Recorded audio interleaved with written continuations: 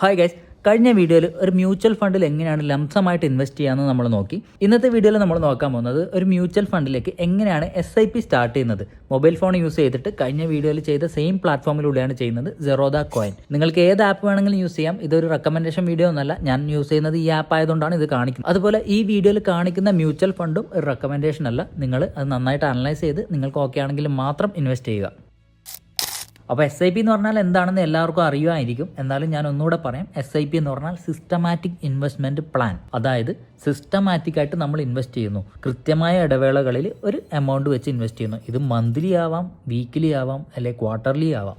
എങ്ങനെ വേണമെങ്കിലും നമുക്ക് ചെയ്യാം. പക്ഷേ നമുക്ക് കൃത്യമായിട്ട് സാലറി കിട്ടുന്ന ഒരാളാണെങ്കിൽ എല്ലാ മാസവും ഒരു എമൗണ്ട് ഇൻവെസ്റ്റ് ചെയ്യുന്നതാണ് നല്ലത്. അതുകൊണ്ട് പോപ്പുലർ ആയിട്ടുള്ള ഒരു SIP എന്ന് പറഞ്ഞാൽ എല്ലാ മാസവും ഒരു ഫിക്സഡ് എമൗണ്ട് വെച്ചിട്ട് ഒരു മ്യൂച്വൽ ഫണ്ടിലേക്ക് ഇൻവെസ്റ്റ് ചെയ്യുന്നതാണ് പോപ്പുലർ ആയിട്ടുള്ളത്. ഇത് മ്യൂച്വൽ ഫണ്ടിലേക്ക് തന്നെ ഇൻവെസ്റ്റ് ചെയ്യണം എന്ന് നിർബന്ധമൊന്നുമില്ല.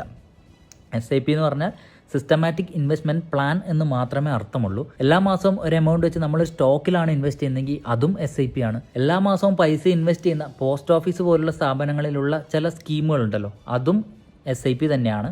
ഇത് ഞാൻ ജസ്റ്റ് പറഞ്ഞു എന്നേ ഉള്ളൂ. SIP എന്ന് പറഞ്ഞാൽ ചില ആൾക്കാർക്ക് കൺഫ്യൂഷൻ ഉണ്ട്. SIP മ്യൂച്വൽ ഫണ്ട് എന്നൊക്കെ പറയുന്നത്, നമ്മളിവിടെ മ്യൂച്വൽ ഫണ്ടിൽ SIP ചെയ്യുന്നു എന്നേ ഉള്ളൂ. പിന്നെ ഒരു കാര്യം, നമ്മൾ മാസം 1000 രൂപയൊക്കെ ഇൻവെസ്റ്റ് ചെയ്തിട്ട് എന്ത് കിട്ടാനാണെന്ന് ചിന്തിക്കുന്ന ആൾക്കാരുണ്ട്. ഇതിൻ്റെ റിട്ടേൺ എത്ര കിട്ടുമെന്ന് അറിയാൻ ആഗ്രഹമുള്ളവരുണ്ട്. അങ്ങനെ ഞാനൊരു എസ്റ്റിമേറ്റ് പറഞ്ഞുതരാം. ഏകദേശമാണ്, കൃത്യമായിട്ടുള്ള കണക്കൊന്നും ആർക്കും പറയാൻ പറ്റില്ല. മാസം 1000 രൂപ ഞാൻ 20 വർഷത്തേക്ക് ഇട്ട് കഴിഞ്ഞാൽ ഏകദേശം നമ്മൾ എക്സ്പെക്റ്റ് ചെയ്യുന്നത് 16% ആനുവലി.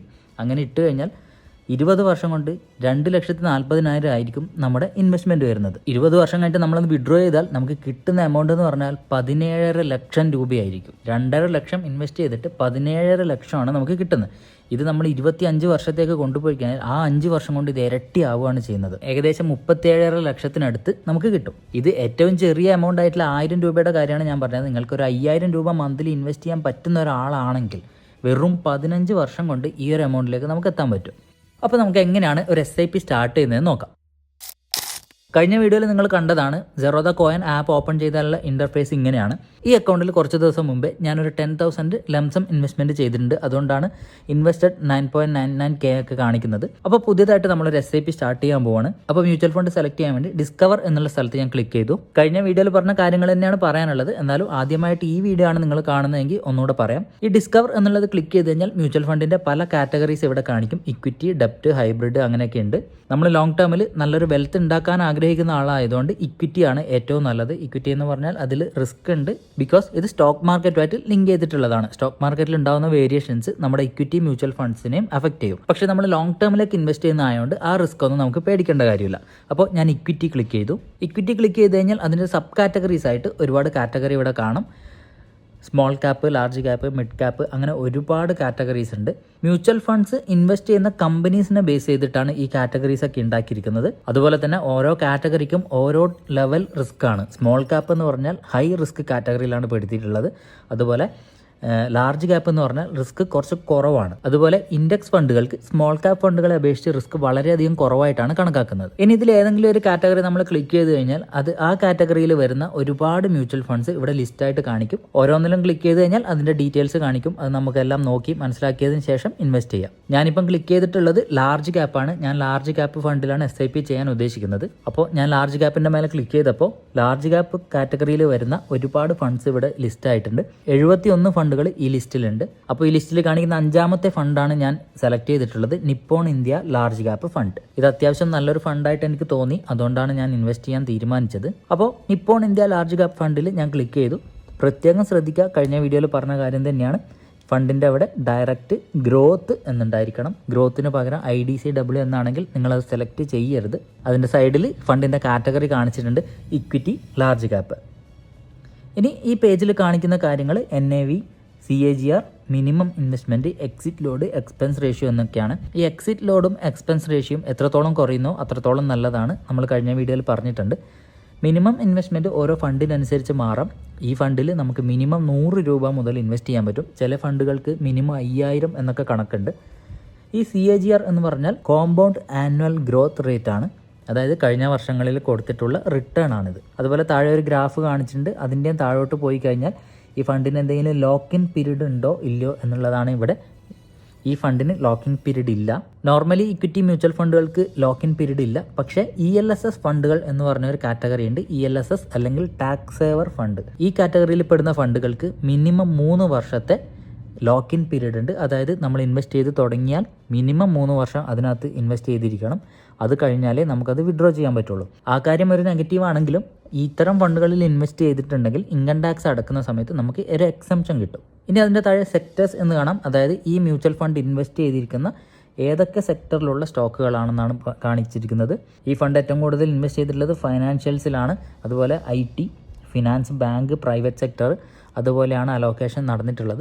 അതിൻ്റെ താഴെ ഫണ്ട് ഹോൾഡിങ്സ് എന്നുള്ള സ്ഥലത്ത് ഏതൊക്കെ കമ്പനീസിലാണ് ഈ ഫണ്ട് ഇൻവെസ്റ്റ് ചെയ്തിരിക്കുന്നതെന്ന് കൃത്യമായിട്ട് കാണാൻ പറ്റും. ഇനിയും താഴോട്ട് പോയി കഴിഞ്ഞാൽ സ്കീം ഡോക്യുമെൻ്റ് എന്നൊരു ലിങ്ക് ആണ്. അവിടെ ക്ലിക്ക് ചെയ്ത് കഴിഞ്ഞാൽ നമുക്ക് ഈ മ്യൂച്വൽ ഫണ്ടുമായിട്ട് ബന്ധപ്പെട്ട എല്ലാ കാര്യങ്ങളും വായിച്ച് മനസ്സിലാക്കാൻ പറ്റും. ഏത് മ്യൂച്വൽ ഫണ്ടിലാണ് ഇൻവെസ്റ്റ് ചെയ്യുന്നതെങ്കിലും വളരെ വിശദമായി 1, 2, 3 തവണ നമ്മൾ വീണ്ടും ചെക്ക് ചെയ്തതിന് ശേഷം മാത്രമേ ഇൻവെസ്റ്റ് ചെയ്യാൻ പാടുള്ളൂ.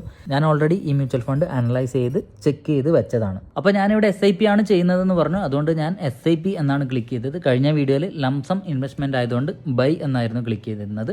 SIP ക്ലിക്ക് ചെയ്തപ്പോൾ ഇങ്ങനെ ഒരു പേജ് ഓപ്പൺ ആയിട്ട് വന്നു. മേലെ ഫണ്ടിൻ്റെ പേരും കാര്യങ്ങളൊക്കെ ഉണ്ട്, നേരത്തെ കണ്ടതുപോലെ തന്നെ. ആദ്യം ഉള്ളത് AMC SIP എന്ന് ടിക്ക് ചെയ്യാനുള്ളൊരു കോളാണ്. അത് നമ്മൾ ടിക്ക് ചെയ്യരുത്. ഇവിടെ നമ്മൾ ടിക്ക് ചെയ്താൽ ഈ SIP AMC SIP ആയിട്ട് മാറും. AMC SIPകൾ ഭാവിയിൽ നമുക്ക് പോസ് ചെയ്യാനോ റെസ്യൂം ചെയ്യാനോ ഇതൊന്നും മോഡിഫൈ ചെയ്യാനോ ഒന്നും സാധിക്കില്ല.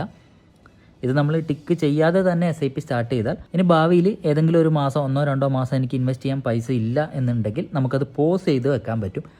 അതുപോലെ പോസ് ചെയ്ത് റെസ്യൂം ചെയ്യാം. വേണമെങ്കിൽ അത് മോഡിഫൈ ചെയ്യാനും പറ്റും. ഇപ്പോൾ 1000 രൂപയാണ് ഞാൻ മാസം ഇൻവെസ്റ്റ് ചെയ്യാൻ ഉദ്ദേശിക്കുന്നത്. ഇനി ഭാവിയിൽ വേണമെങ്കിൽ അത് എനിക്ക് മോഡിഫൈ ചെയ്യാം. കൂട്ടണമെങ്കിൽ കൂട്ടാം, കുറക്കണമെങ്കിൽ കുറക്കാം.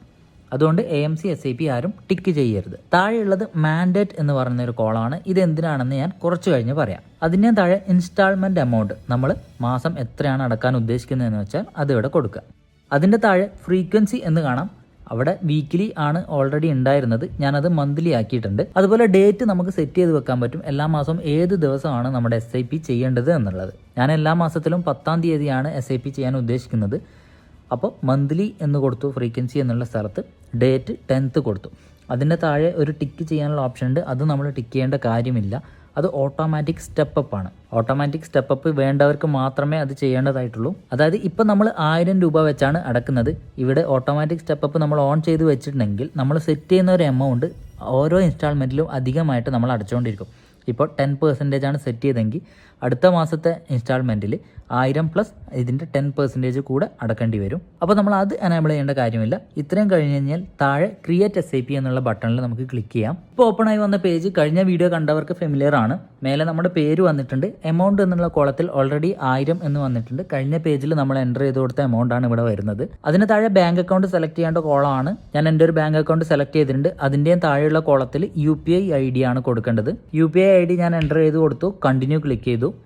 ഇത്രയും ചെയ്താൽ എന്താണ് സംഭവിക്കാമെന്ന് നിങ്ങൾക്ക് അറിയാമായിരിക്കും. എൻ്റെ UPI ആപ്പിലേക്ക് ഒരു റിക്വസ്റ്റ് വന്നിട്ടുണ്ട് 1000 രൂപ ഡെബിറ്റ് ചെയ്യാൻ വേണ്ടിയിട്ട്. അത് അപ്രൂവ് ചെയ്തു. അപ്പോൾ തന്നെ നോട്ടിഫിക്കേഷൻ വന്നിട്ടുണ്ട് പേയ്മെൻറ്റ് സക്സസ്ഫുൾ ആണ്.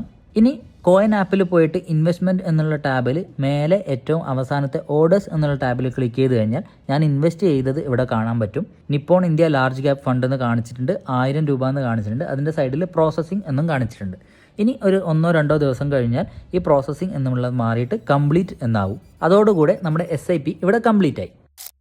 ഇനി നേരത്തെ നമ്മൾ സ്കിപ്പ് ചെയ്ത ഒരു സ്റ്റെപ്പ് ഉണ്ട്, അതെന്താണെന്ന് പറയാം. അത് ഞാനിവിടെ ചെയ്ത് കാണിക്കുന്നില്ല, ജസ്റ്റ് ഒന്ന് പറഞ്ഞുതരാം. മാൻഡേറ്റ് എന്നുള്ള കോളമായിരുന്നു നേരത്തെ നമ്മൾ സ്കിപ്പ് ചെയ്തത്. നമ്മളിപ്പോൾ ചെയ്ത പ്രോസസ്സ് SIP ക്രിയേറ്റ് ചെയ്തു എന്നുള്ളതാണ്. ഇനി എല്ലാ മാസവും 10-ാം തീയതി നമ്മൾ ഈ ആപ്പിൽ കയറിയിട്ട് മാനുവലി പൈസ അടക്കണം. അങ്ങനെയുള്ള രീതിയിലാണ് ഞാനിപ്പോൾ ഇത് സെറ്റ് ചെയ്ത് വെച്ചിട്ടുള്ളത്. എന്നെ സംബന്ധിച്ച് അതെനിക്കൊരു ബുദ്ധിമുട്ടല്ല. എൻ്റെ എല്ലാ പേയ്മെൻറ്റുകളും എല്ലാ ബില്ലുകളും റീചാർജുകളും ഒക്കെ 10-ാം തീയതിയാണ് വരുന്നത്. മാത്രമല്ല ഞാനൊരു ഫുൾ ടൈം ട്രേഡറാണ്. എല്ലാ സമയത്തും ഞാനിത് അനലൈസ് ചെയ്തുകൊണ്ട് തന്നെയാണ് ഇരിക്കുന്നത്. പക്ഷേ വേറെ ജോലി ചെയ്യുന്ന ആൾക്കാർക്ക് ഇത് എപ്പോഴും നോക്കി ചെയ്യാൻ പറ്റണമെന്നില്ല. അങ്ങനെയുള്ള ആൾക്കാർക്ക് വേണ്ടിയിട്ടാണ് ഈ മാൻഡേറ്റ് എന്നുള്ള ഓപ്ഷൻ. ഇതെന്താണെന്ന് വെച്ചാൽ എല്ലാ മാസവും നമ്മുടെ ബാങ്ക് അക്കൗണ്ടിൽ നിന്ന് ഓട്ടോമാറ്റിക്കായിട്ട് എമൗണ്ട് ഡെബിറ്റ് ചെയ്ത് ഈ മ്യൂച്വൽ ഫണ്ടിലേക്ക് പോകാൻ വേണ്ടിയുള്ള സെറ്റപ്പാണ്. അങ്ങനെ ഓട്ടോമാറ്റിക്കായിട്ട് SIP സെറ്റ് ചെയ്യണമെന്നുണ്ടെങ്കിൽ നമ്മളൊരു മാൻഡേറ്റ് സെറ്റ് ചെയ്തിരിക്കണം. നമ്മൾ ആദ്യമായിട്ട് ചെയ്യുന്ന SIP ആയതുകൊണ്ട് ഇവിടെ ക്ലിക്ക് ചെയ്താൽ മാൻഡേറ്റ് സെലക്ട് ചെയ്യാനൊന്നും ഉണ്ടാവില്ല. അങ്ങനെയുള്ള ആൾക്കാർ ഇവിടെ ക്രിയേറ്റ് മാൻഡേറ്റ് എന്ന് ക്ലിക്ക് ചെയ്ത് പുതിയൊരു മാൻഡേറ്റ് ക്രിയേറ്റ് ചെയ്ത് വെക്കണം. അത് വളരെ സിമ്പിളാണ്, ഞാനിവിടെ അത് ചെയ്ത് കാണിക്കുന്നില്ല. ഇത് ക്ലിക്ക് ചെയ്ത് കഴിഞ്ഞാൽ ഒരു മാൻഡേറ്റ് ആക്സെപ്റ്റ് ചെയ്യാൻ നമ്മുടെ ആപ്പിലേക്ക് വരും. അതൊന്ന് ആക്സെപ്റ്റ് ചെയ്ത് കൊടുത്താൽ മതി. എല്ലാ മാസവും ഈ നമ്മൾ സെറ്റ് ചെയ്തിരിക്കുന്ന ഡേറ്റിൽ ഈ സെറ്റ് ചെയ്ത എമൗണ്ട് ബാങ്ക് അക്കൗണ്ടിൽ നിന്ന് ഡിഡക്റ്റ് ആയിട്ട് മ്യൂച്വൽ ഫണ്ടിലേക്ക് പോകും. അപ്പോൾ നമ്മുടെ ഫോൺ യൂസ് ചെയ്തിട്ട് ഒരു SIP സ്റ്റാർട്ട് ചെയ്യുന്നത് ഇങ്ങനെയാണ്. ഈ വീഡിയോ കണ്ടതിൽ നിങ്ങൾക്ക് എന്തെങ്കിലും ഡൗട്ട് ഉണ്ടെങ്കിൽ നിങ്ങൾക്ക് ധൈര്യമായിട്ട് എന്നോട് ഇൻസ്റ്റാഗ്രാമിൽ ചോദിക്കാം. എൻ്റെ ഇൻസ്റ്റാഗ്രാമിൻ്റെ ലിങ്ക് ഞാൻ ഡിസ്ക്രിപ്ഷനിലും കമൻറ്റ് സെക്ഷനിലും കൊടുത്തേക്കാം. അതല്ലെങ്കിൽ നിങ്ങൾ ജസ്റ്റ് എൻ്റെ പേരൊന്ന് സെർച്ച് ചെയ്താൽ മതി, അർജുൻ ശ്രീധർ. വെരിഫൈഡ് അക്കൗണ്ട് ആണ്, മറ്റൊരു അക്കൗണ്ടിലും പോയിട്ട് മെസ്സേജ് അയക്കരുത്. അതുപോലെ ഇൻവെസ്റ്റ്മെൻറ്റ്, സ്റ്റോക്ക് മാർക്കറ്റ് റിലേറ്റഡ് ആയിട്ടുള്ള ഏത് സംശയം വേണമെങ്കിലും നിങ്ങൾക്ക് എന്നോട് ചോദിക്കാം, എക്സെപ്റ്റ് സ്റ്റോക്ക് റെക്കമെൻഡേഷൻസ്. ഓക്കെ, അപ്പോൾ നമുക്ക് നല്ലൊരു യൂസ്ഫുൾ ആയിട്ടുള്ള ഒരു കണ്ടൻറ്റുമായിട്ട് അടുത്ത വീഡിയോയിൽ കാണാം.